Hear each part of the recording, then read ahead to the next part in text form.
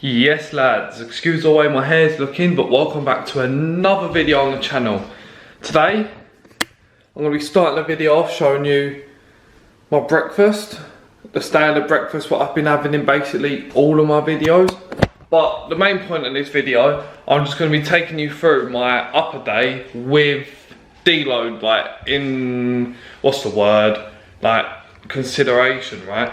So I'm going to slightly take you through just the sets, the weight, the reps, because for me, it took me so much trial and error to find out how to deload properly.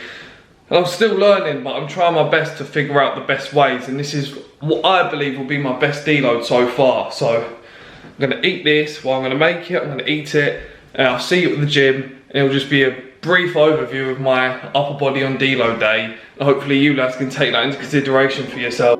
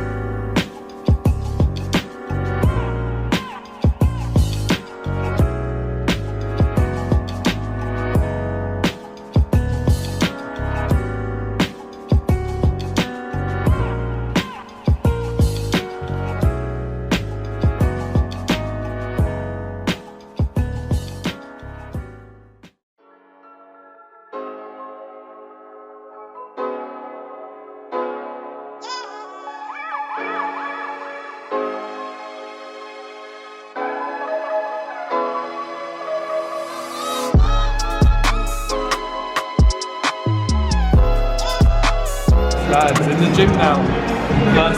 First set down on incline. I've meant to do flat today, but it's taken, so you have to improvise. You might be wondering what I'm doing in the gym after those absolute cinematic scenes. My camera died, so yeah, I had to stop recording. But anyway, breakfast got down well. I'm in the gym. I just want to take you through my deload again. That was 10 reps on 60. Obviously, I'm programmed to do flat today, but you just want to do other things. I would normally, on a normal day, probably do around 70-75 for the same amount of reps on incline, so it's took a lot of a drop, but I'm still training decently hard, because if you're deloading, you're just training like a pussy, then you're not even, what's the point going to the gym? You might just have a week off. But yeah, I'll probably do one more set of that. I might do a few more reps to get higher intensity, but I'm only going to do 2 sets as opposed to 3, because there's no need for more volume, because otherwise I won't recover at all. Right boys, incline done. Now we're moving on to some lats. Usually I would superset this to pull up, I'll jump into pull over straight after, but as it's deload week I'm going to do it separately. So I'm going to do 2 sets of that, like normal, 2 set reps, and after I finish exercise I'll jump into pull-ups after, because there's no need for me to superset. It's going to make too much fatigue, that's not what I want at this week. So, same as usual, ready to be close to failure, I'm going to leave a lot of them.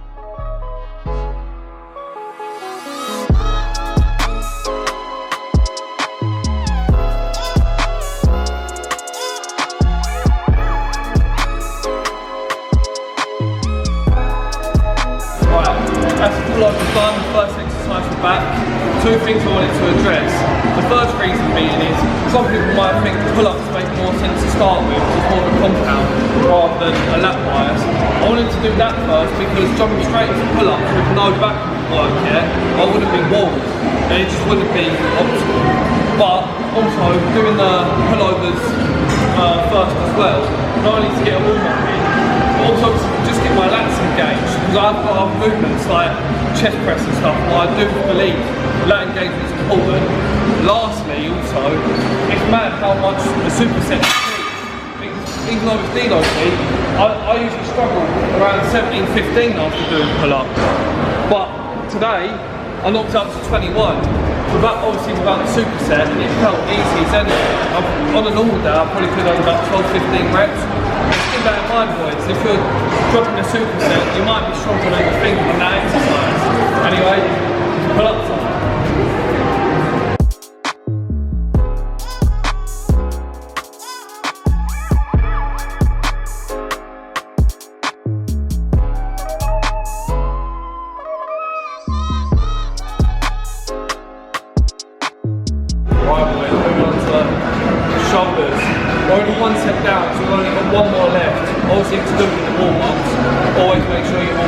for your working weight. Anyway, obviously this movement consists of 45-degree adduction in the scapular plane. Alright, joking. But genuinely though, make sure you are doing a pressing movement of dumbbells optimally, because it really does give you so much more bang for your buck. I find shoulder presses like this put so much stress on my potato cuffs. Just a slight twist puts all the emphasis on my front delt. And I do feel like my shoulders have been growing since I made that change. Anyway, let's get to it. Make sure every breath is controlled.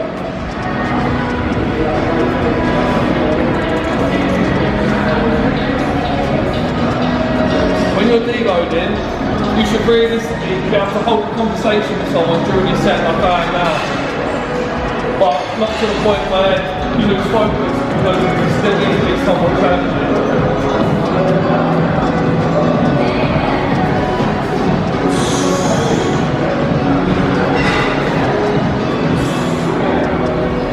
Yes, man.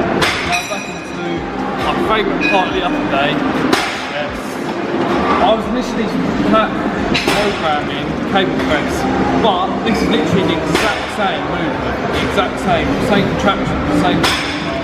So if you're going to take anything from this video, don't limit yourself to one movement. Like, just because the gym's busy doesn't mean you can't train at all. Like, some people would think, oh, I can't get on it, I'm going to leave. But yeah, always make sure you're improvising. Anyway boys, 2 sets against these. Relatively heavy, relatively easy, just the same principle. Get nice arms, press. That's all quite fucking empty.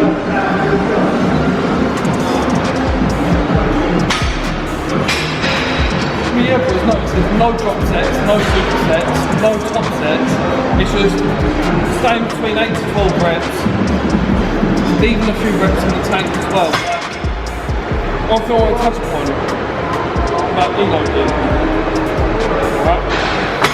Anyone who's like trains like an absolute maniac, let's say on this machine I usually do 2 sets and they're all triple drop sets, right? That would mean if I was to come and deload, I would probably take the set to failure, but I would just avoid the drop sets, because that is what the intensity you train at is just taking away the extra volume. So you're not supposed to just drop everything in half when you deload. All you're meant to do is take something away from what you're doing before.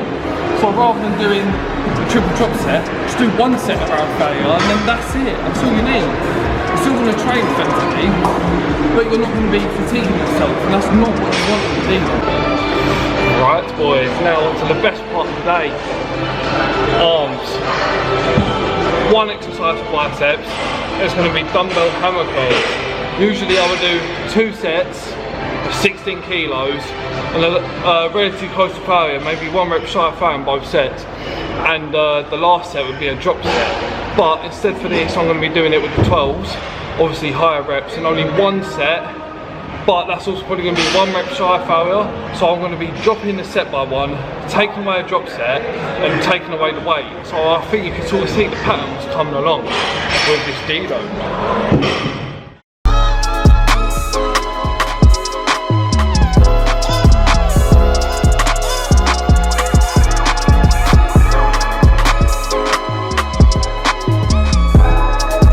Right, so as you can see there, 15 reps from that, very easy, squeezing at the top, there's no partials, there's no drop set, it's just a 1 set by itself, pretty simple, and that's how you want your sets to look like on a deload week.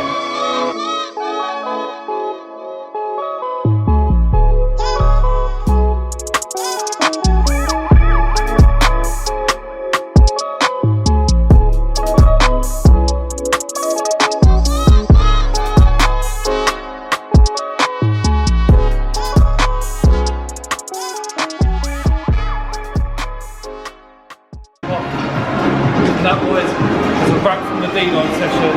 Finish off 1 set with the dual rolling on the push downs, just for a bit more of a long head activation. But anyway, thank you for watching that. Probably not going to be any more deload content coming for a while, because I only deload when necessary, and that's what you should also do. I recommend every 6 to 8 weeks, but I go by doing it whenever you feel like you need to. Alright? But thank you for watching. Until next time.